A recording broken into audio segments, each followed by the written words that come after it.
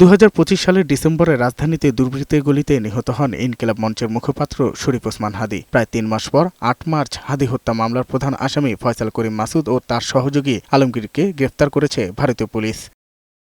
সোমবার দুপুরে কক্সবাজারে জেলা প্রশাসকের কার্যালয়ে জেলা আইনশৃঙ্খলা কমিটি ও কর্মকর্তাদের সঙ্গে মতবিনিময় করেন স্বরাষ্ট্রমন্ত্রী। এ সময় তিনি বলেন, হাদী হত্যায় জড়িত ভারতে গ্রেফতার 2 জনকে দেশে ফিরিয়ে আনার ব্যবস্থা নেওয়া হয়েছে। ইতিমধ্যে স্বরাষ্ট্র মন্ত্রণালয়ের পক্ষ থেকে পদক্ষেপ নেওয়া হয়েছে। পররাষ্ট্র মন্ত্রণালয়কে আমরা অনুরোধ করেছি তারা যেটা extradition treaty in between 2 countries আছে সেই মতে আমাদেরকে ফেরত দেবেন বলে আমরা আশা করছি এবং আমরা ফেরত আনার জন্য যথেষ্ট জোর প্রচেষ্টা চালাবো। সন্ত্রাস নির্মূলে যৌথ অভিযান শুরু হয়েছে বলে জানিয়ে স্বরাষ্ট্রমন্ত্রী বলেন, মবের সঙ্গে যারাই জড়িত তাদের বিরুদ্ধে ব্যবস্থা নেওয়া হবে।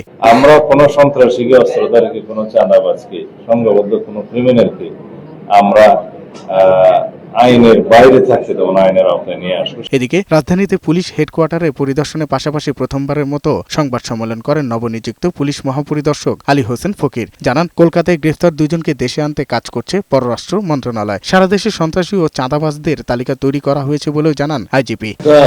কূটনৈতিক চ্যানেলে ফরেন মিনিস্ট্রি থেকে তাদের সাথে যোগাযোগ হয়েছে, তারা এই ব্যাপারে কার্যক্রম গ্রহণ করছে।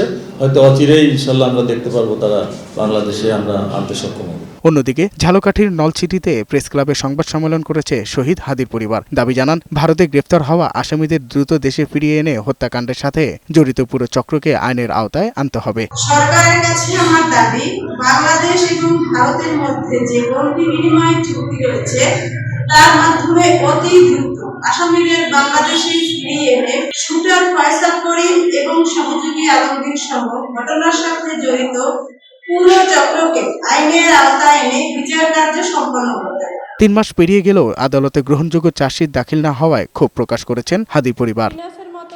সাজ্জাদুর রহমান, বৈশাখী সংবাদ, ঢাকা।